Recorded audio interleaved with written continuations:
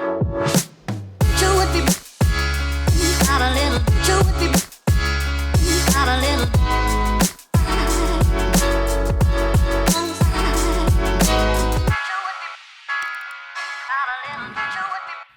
Welcome back to another episode of the Espresso Hour, where the running joke is this is going to be much shorter than an hour because here we are. We're hyped up on caffeine. It's Friday. We're feeling good. 1 week until Full Stack Rider goes live, but by the time you're watching this, Full Stack Rider will be live. It is live. It is live. It is live. And we're going to make it not live, effective Sunday at midnight? Sunday at midnight. So if you're watching this right now and you haven't picked up a copy of Full Stack Rider, that's what we're going to be giving away today. So at the end of this video, we're going to drop a secret word for you to leave in the comments, and one lucky winner who leaves a comment with that secret word is going to win a free, should we do one? Just one. Yeah, I like that. One copy, one enrollment into Full Stack Rider. So be sure to listen for that secret word at the end.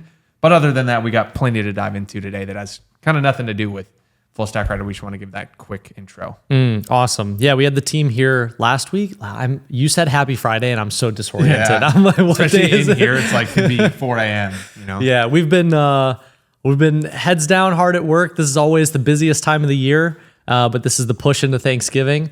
But yeah, we had the whole team here last week. It was a really, really cool experience. I mean, not only, it was a lot of firsts. It was our first team meetup. It was the first time we had met a lot of people on the team in person. And that first time, almost everyone on the team met each other. That was what was cool. Is we'd met a lot of them as a one-off. Yeah. That was them all getting together. Yep. And then we also held our first PGM offsite meetup. So this is our premium ghostwriting mastermind. So these are some of the all-stars that came up through PGA. Now they're in the mastermind. They've built and scaled agencies of their own. Each one of them is crushing it. Yeah, $30K a month at least. Yeah, it was really, really fun to jam with them for a whole day in session. Yeah, what a cool experience. And I know we both had a handful of takeaways, but you had some great ones to jam on. We can jam on some of these, but high level, I agree that was, I rattled off this list to you on Friday. Was it Friday night before dinner? I just texted to you because our brains were fried. That was kind of the first takeaway, is that there's a lot of planning, a lot of operations, a lot of extroversion, and we're both relatively introverted. So it was like, okay, we got to put on a show. We got to talk to everyone. We got to do the logistics. We have to be at our best the entire time because everyone's kind of coming out for that, both the mastermind and our team. Yeah. But I find that actually some of my best writing happens during that, where my brain has like 3 brain cells and I just rip out Apple Notes and it's like, what's everything that I learned so I can get this off my head and then not think about it again. Totally and that agree. was the whole outline of this thread. I might be making this up, but I feel like many years ago, I read this interesting study about how you write better, like not necessarily late at night, but when you're a little bit sleep deprived, because it removes the sensor in your brain that's constantly trying to edit everything. Yeah. And I remember I went through a period of time where I would try and like stay up late and wait till I was like falling asleep and be like, now I'm going to start writing. But I believe that. Yeah. Yeah. So that was the genesis of this list. So you want to just jam on some of these takeaways and just go down the list? Yeah. This first one, especially because I have a handful of things to say about it. Yeah. But So takeaway number 1, we said most solopreneurs want to work by themselves out of spite. And I've seen this. It's very popular. It's a growing trend for sure. Growing trend of any solopreneur talking about the beauty of running a one-person business. And we've both kind of done that. We've had periods where we worked on our own.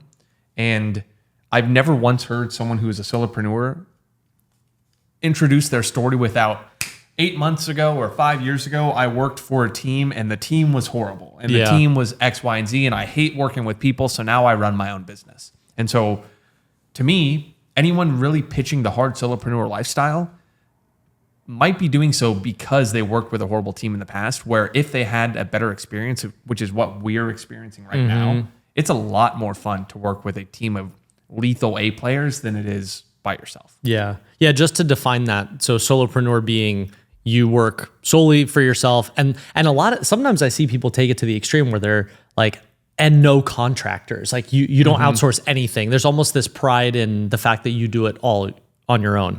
And like, that's fine. The thing I wanted to share with this though is because I experienced this firsthand after I scaled down my agency.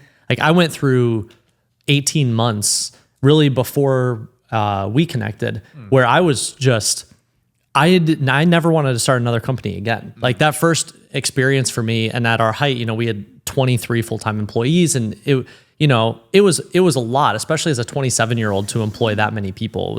It was a lot. And I walked away from that experience really feeling like I never want to do this again. This was exhausting. I liked our team, but I really liked, like half of the team, and then the other half we had grown so quickly, I didn't even really get a chance to build relationships with them and all of these things.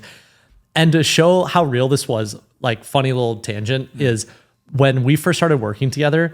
And I remember when when we started working with Daniel in official capacity, he was more of a contractor and we were paying him. And I remember telling Alyssa, being like, she's like, so it sounds like you hired your first employee. And I was like, no, I wouldn't say we hired anyone. I was in denial about it. And I would say I literally have been in denial about it until this meetup. Yeah. And all of a sudden everyone's in the room and I was like, oh, no, I think we did it again. Right. We did learn that because I remember each hire we made, you erred on the side of extreme caution. Extreme caution. And it was like, okay, if we're going to do this, here are the 7 things we need to avoid. Yeah. You got to avoid overly giving them too big a title. We got to avoid all these other things where it was like you had like a shell up. Yeah. I've been burned by this in the past. And so you could have easily gone down the, no, we're going to do this all on our own. But I think one of the lessons we've learned this year is the fragility of a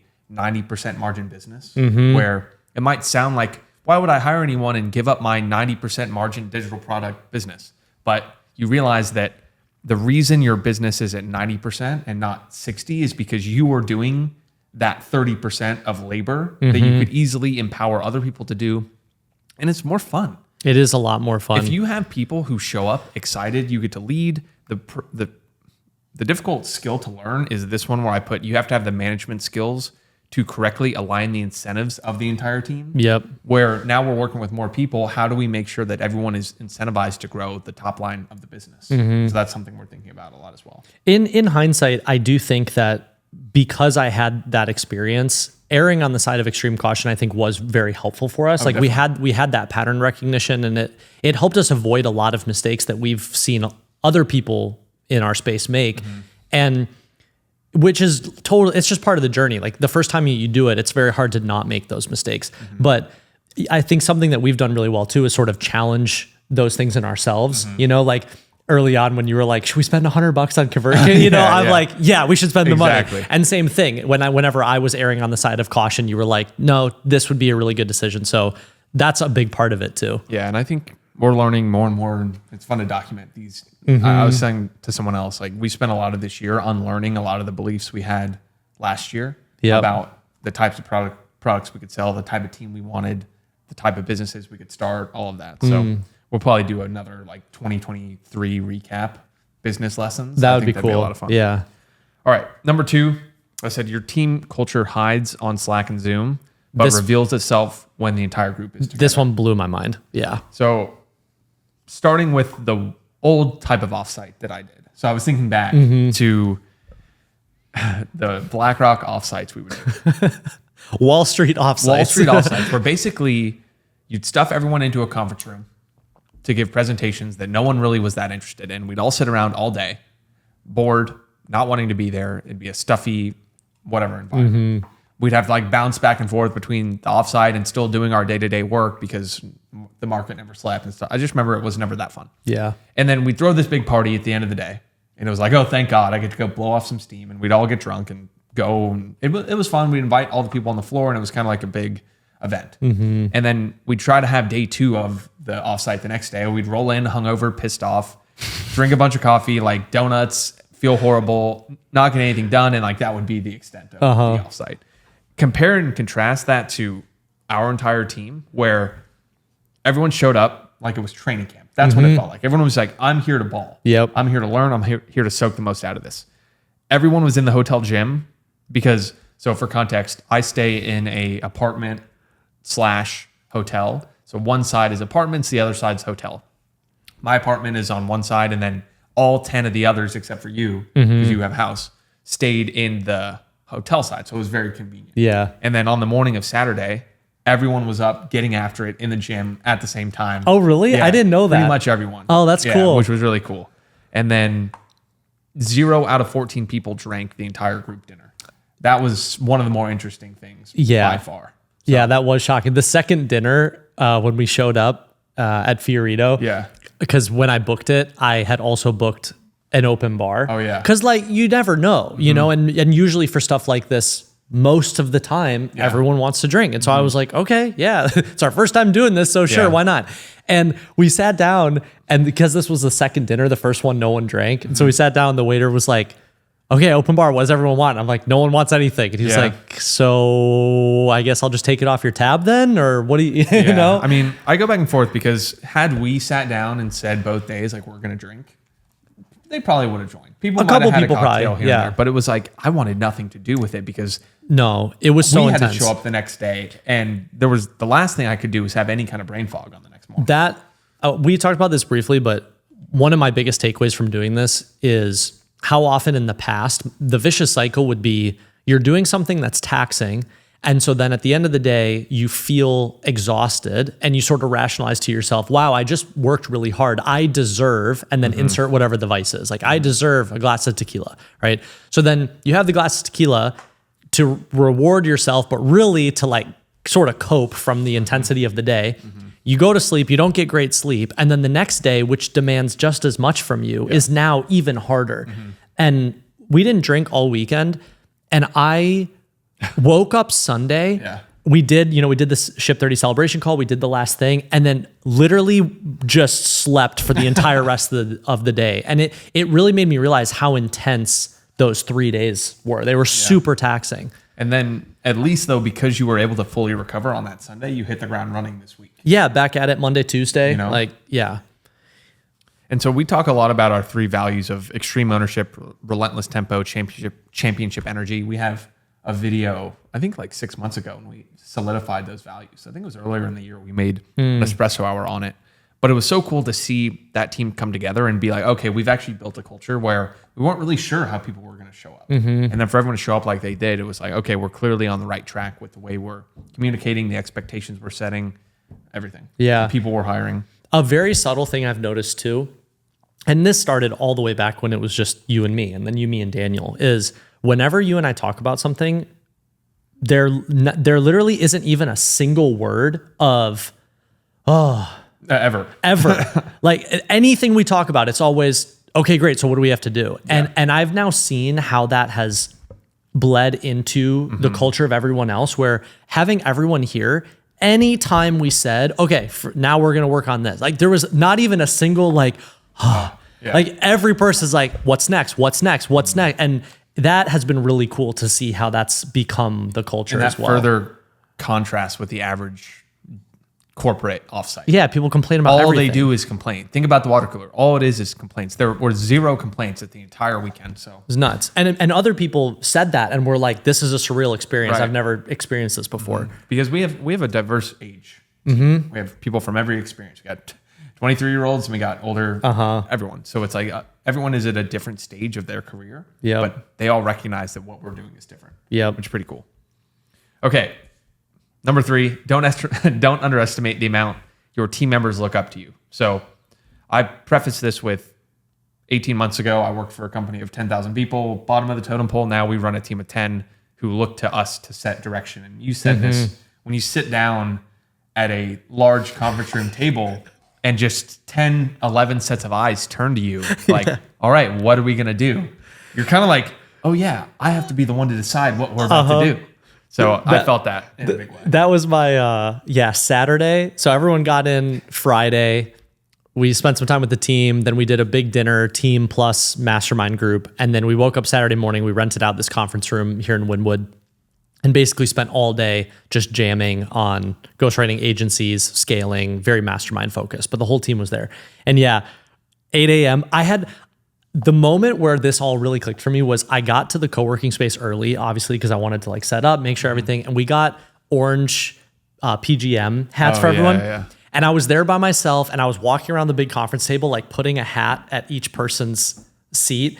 And that was my like movie moment where I was like, oh yeah, this is real. People are here for us. And we sat down at this conference table. It was this big, long table.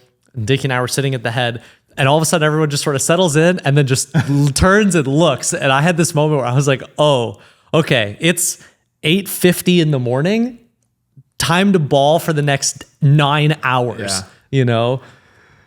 It was great though. It worked. It was a lot of fun. Yeah. And afterwards, when we came back here, that's why I asked you, because this is the first time you've experienced this, you know? And I asked you, like, what was this like for you being in this position? Yeah. My take was, dang, this is such a flip from where I was 18 months ago, where it hit me in a different way, where because everyone was staying in the hotel, we were going to dinner that one night. And I walked down from my apartment and everyone was in the waiting room, like in the lobby, ready to go.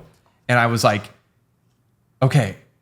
And I got down there and everyone was talking and then everyone stopped and just looked at me for a second. I'm like, wait, okay, this is different. This is because you don't feel that on Slack. You don't feel that in Zoom. And so I was like, okay, we got to get 3 Ubers. And I'm like dictating the game plan to get to the place. I'm like, oh, okay. I remember doing the exact same thing, but being on the other side. Yeah. Where like my boss would come down and I'd look and be like, okay, tell me what to do kind of thing. Obviously, we have a way different team than the one I was operating on, but it was just a funny full circle moment to think about that. But then there were a couple other little anecdotes where we're part of our team. We have 2 killers, Tristan, Connor, if you're listening, watching this, that are 24 years old. And I think we both underestimate how much influence we have on them right now. And I go back to when I was working at BlackRock, the most influential people in my life were the people older than me on my team. I spent the most time with them. I looked up to them, everything. And so I think we underestimate how much the little things, where the Tristan eating a bag of chips at Sweetgreen, where I like jokingly was like, why are you eating chips at Sweetgreen? This is a salad place. He just looks at his hand like, why am I eating chips? And then later he's like, I might never eat chips again. Like little funny moments like that make me realize that we do have the opportunity to shape the way our team conducts themselves far beyond just work. And so I went home and said, well, what are all the things where we could put together some kind of internal trainings on various topics that would be extremely valuable to the various members of the team that are probably now obvious to us, you know, and that's sleep, nutrition, organization, personal finance, beliefs, all those kind of things that are now slowly becoming the highest leverage trainings we could put together beyond just beyond public content. It's like, how do you align the people doing the most work for you on the right direction? You know, the thing that's really clicked for me on this is, and I think this is something I really didn't understand with my first company, which is so many times people think about it as like, oh, how do I become this really great boss? Or how do I become this really great manager? And they see themselves as this above figure. And something that's really clicked for me as we've built all of this in the past 3 years is, and I think it's just happened naturally because you and I push each other in this way. I think about it much more as a player coach scenario where it's like, yes, in many ways, you and I play the role of quote unquote coach, but there isn't anything that we ask anyone else to do that we aren't actively doing ourselves. It's the whole point. And so I think of it more in that player coach of, it's not our job to like tell other people what to do. It's our job to set the tempo and then give everyone else the opportunity to rise to the occasion. And if you rise, great. You're a good fit on the team. And if you don't, it's very objective. It's like, well, this is how we operate, and you either rise to the occasion or you don't. Yeah. You know? It's like you hear this story with the Patriots all the time, where when a free agent signs with Bill Belichick's team, they come in and on the first day they're like, oh, this is different than every other organization that I've been a part of. Where the meetings are sharper, the practices are sharper, the people are sharper, the staff is whatever. And they go, oh, this is different. And a lot of people don't like it. Yeah. A lot of people are like, damn, I'm in the NFL. I kind of don't want to be doing all this. I didn't want to try this hard. I don't want to have to try this hard. Exactly. So we actually haven't had anyone join the team recently that wasn't a great fit. But I guess as we scale, it will be increasingly clear when someone comes in, and the turnaround time, I think, will be way faster than if we bring someone on where it's they jump into Slack and they're not ready to get after it like everyone on our team is on a daily basis, then probably not going to last. Yep. Agreed. Okay. Takeaway number 4. This was really just a general one of nothing beats the energy and speed of having an in-person event. And it made us realize we want to do more of these. So on a quarterly basis, have the whole team out there. Even on a more often basis, have some of our like core team that are part of every decision. So Daniel and some of the others.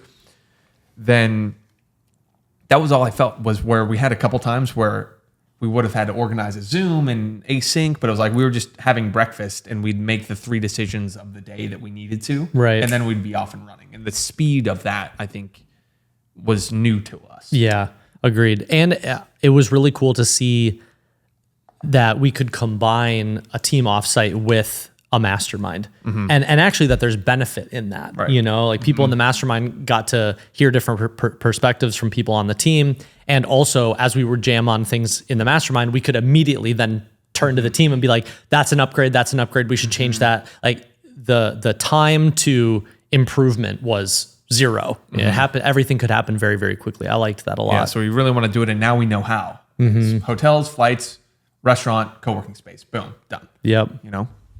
Okay, number 5, when putting an event together, keep the environment dynamics. I liked this one a lot. So this was very small. The only thing we could have done better would have multiple places for the meeting or for the group to be on the actual mastermind day rather than all be in the same place. I think we did okay with like going to lunch and we had some different ones, but this was why it was so much better than the Wall Street ones was we moved around a lot. Yeah. You know, we worked out at the hotel, different restaurants. We walked home. Took walking meetings. We just did some time outside. We had conference room in a completely different part of town, so they got to experience a different area. And yeah, we had some time with the whole group, and then we also spun some out to do those small group huddles, which I think all worked pretty well. Yeah, that was really great. My takeaway, we did it sort of at the last minute, but it was good to have the team and the mastermind together for one part and then break them apart after. There's just so many things that now, that was the whole thing is when we put this on the calendar, same thing. It sort of hit me that we put this on the calendar like 3 months ago. And it reminded me of the studio where 3 months ago I was like, there's no way. And then when the time came, it was the perfect time. Perfect time, exactly. And so our biggest goal with doing this was, I always feel like the measure for success the first time you do something is literally just doing it.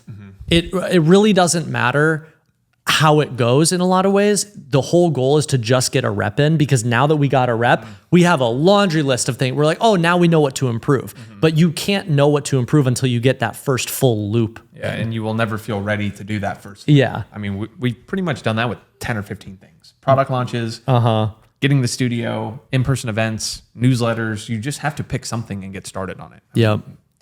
Or beating a dead horse, repeating that one at this point. Okay, number 6, hire a photographer and videographer. It's worth every penny. This is the biggest one. I honestly think this is the biggest one. Is if you were going to get your team together, make it a memorable experience and event by having someone there to film the whole thing and capture photos and do headshots. I think that headshots one was amazing. Yeah, so my big realization with this, and I think 10 years ago, I get where saying something like this, it wouldn't make sense, but the more that the world moves digital and the more that we all care about our digital lives as much or more than our analog physical lives, you have to recognize that when you create quote unquote content, or you have someone come take videos or pictures or whatever, if you're holding an event, whether it's team or some sort of group event, mastermind, whatever it is, people value the digital assets that you create.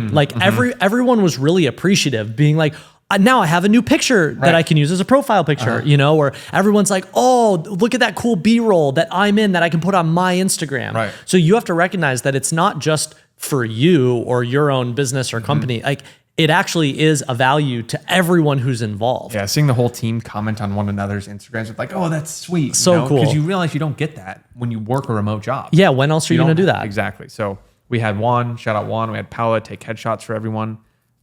And we're going to have like a mini documentary. We're going to be able to look back on that as the first team event. So a lot of fun. Number 7, invite your most successful customers to come to the offsite for a hot seat day. Anyone can do this. So I said this does 2 things.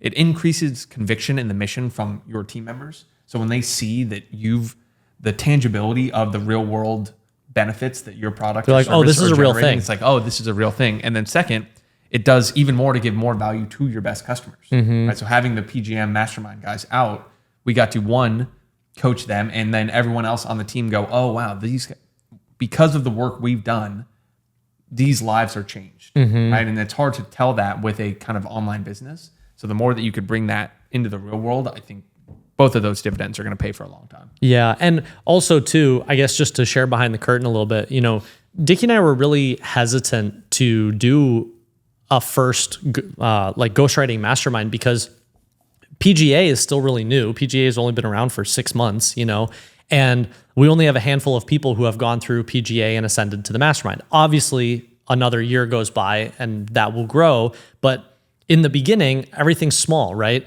And so we were sort of hesitant going, well, if only a couple people come out for this mastermind, is it even going to be valuable? And you were the one who kept saying it to me, but reframing it as, this is probably the most valuable one for the couple people that come because they're going to get so much attention. And they did. Yeah. Like each person, we got to do hour and a half hot seats for each person. We got to jam with them for, 5-6 hours that day. And realizing that as the mastermind grows, hopefully, we'll find ways to do the same thing for everyone. But, if you have 50 or 100 people in a mastermind, all of a sudden the dynamic changes. Definitely. So I think for anyone here who's, again, hesitant, being like, oh, I only have a couple people in this thing, is it even worth it? Is it even valuable? Reframe it as, this might be the most valuable because they get the most attention. Yeah, and it doesn't take very much additional effort. Yeah. You're already renting the space to have the offsite. You already have the hotels and logistics mapped out. You just tell those customers, hey, stay here, be there at this time. They're not going to be there for every event. Like we said, we did half and half. The first day was just the team. Second day, we brought in the mastermind members. That was so cool to see. And that people walked away with like, oh, wow, I can see how this is going to grow from here. And we felt the conviction triple just this week with the way people are conducting themselves. And it was already at a high level, but now it's clearly ramped up. And I think we felt that from the management side of like, oh, everyone got back on Monday and was like, I'm ready to go. Yeah. Monday after it, I opened Slack and I felt like our team already moved at 100 miles an hour and it felt even more cranked up. So that was a lot of fun and definitely something I think we should do for the next one if we do it in March, which I think is kind of what we're targeting. Same thing, and hopefully we'll have more on the PGM side. Yeah. And then lastly, have your team members write up their takeaways from the event and share them with you. This was so cool. Yeah, so we had, rather than have everyone dive straight back into work, we had everyone share what they learned in their golden nuggets. One, I said this does two things. It gives them space to share the ideas that we've probably overlooked. Like Tristan saying, I'm never going to eat chips again. I would have never thought that. Connor saying, I'm reevaluating my entire approach to effort and intensity, like in my entire life, because of one set of one workout that I did with you on Saturday. And Katie's thread was the one inspired us on all of it. Yeah. Yeah. So that, and what was cool about that too, it doesn't necessarily mean you have to have this type of business, but I think these things will become more and more prevalent. The fact that we have a culture within a business that's all based around writing on the internet, it was so cool to see everyone then go write about their takeaways on the internet.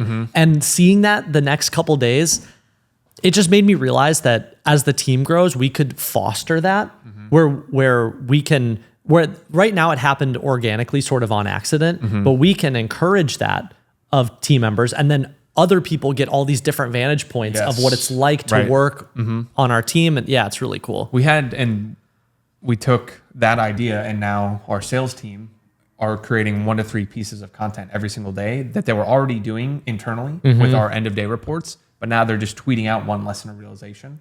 You could take that and apply it to your team. Yeah, whatever easy. you learn on a daily basis with your job, tweet it out. That's so low-hanging fruit to help your team members distill everything they're learning and build their audience on autopilot as they're going about their day-to-day. And that being encouraged, I think, is so important to general culture, everything. Yeah, it's a meta lesson we talk about all the time, but that right there is a great example of like when we've had these conversations with other people on the team. Most people think about it as I have the role that I play, and then oh, I also need to create content. And most people think of them as separate, and in reality, they should be the same thing, because every single day, whatever you're doing, you don't realize that you are creating valuable insights or lessons or takeaways or frameworks or anything. And this is a great example. We just held an offsite.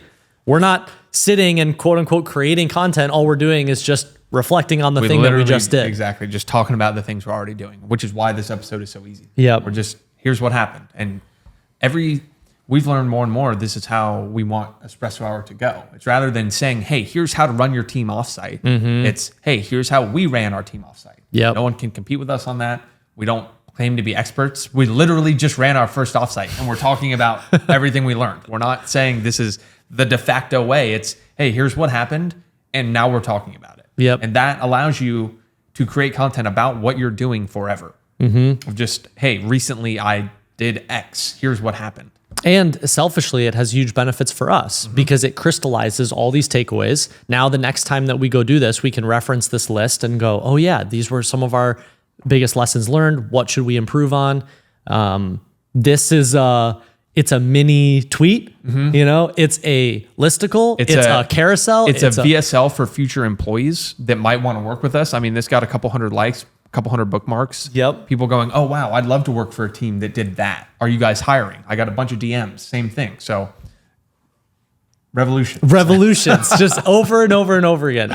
If there's one thing we hope people take away from all of the things that we talk about, especially in regards to digital writing and things like that, is you have to not think about it as I have to go do this thing, and instead realize that you're already doing the thing. All you have to do is just sit there for 5 minutes and reflect on it. Exactly. Well, that was fun. And I think we want to do the next one in March. So count down to that one. Hop to it. Let's go. We should go ahead and get that booked, Okay. Giveaway. So last time we did the word Caribbean. But half the people just put secret word Caribbean in the comment. So no, you have to hide it. If you've made it to this point, you have to hide it. Otherwise, people who don't watch the whole video are going to get there. So we need a better word. What's something that they could use that you can kind of hide of? I think we should just use offsite. So that's the word. And that way you can say, oh, love the takeaways from your offsite, or, oh, I ran my offsite XYZ ago. Oh, I like that. So you have to bake in the comment. So there it is. There's the secret word. If you're on YouTube, it's offsite. Leave a comment with your biggest takeaway. Is offsite one word or is it hyphenated? One word. Offsite. Yeah. Is it? Yeah. It's not off-site? No, I think it's one word. Offsite. Offsite, yeah. One word? One word. All right. One word. Offsite, one word, no dash. No dash. So, but we're hiding it, folks. Don't say that. People are like, secret word, offsite. No. Okay. So if you're on YouTube, you can leave a comment. If you're on Spotify, you can take a screenshot and put it on Instagram. Oh, I like that. And then use the word offsite and you get entered.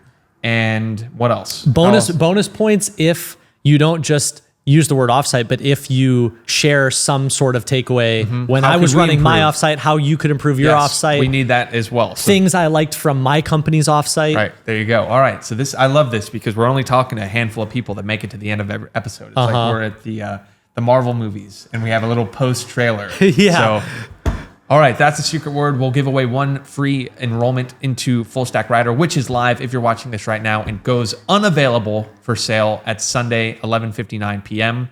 So you got a couple days left to go pick that up. I think it's the best product we've ever created. By far the most comprehensive writing product on the internet. That's why we're only making it available for 5 days, because it's so insanely valuable that we're like, no, let's just, anyone who takes action on this, you get rewarded. Everyone else, nope, sorry, you got left behind. There we go. All right.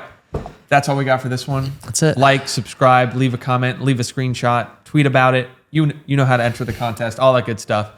We'll see you back here for the next episode of Espresso Hour next week. See you, everyone. Have a good one, y'all.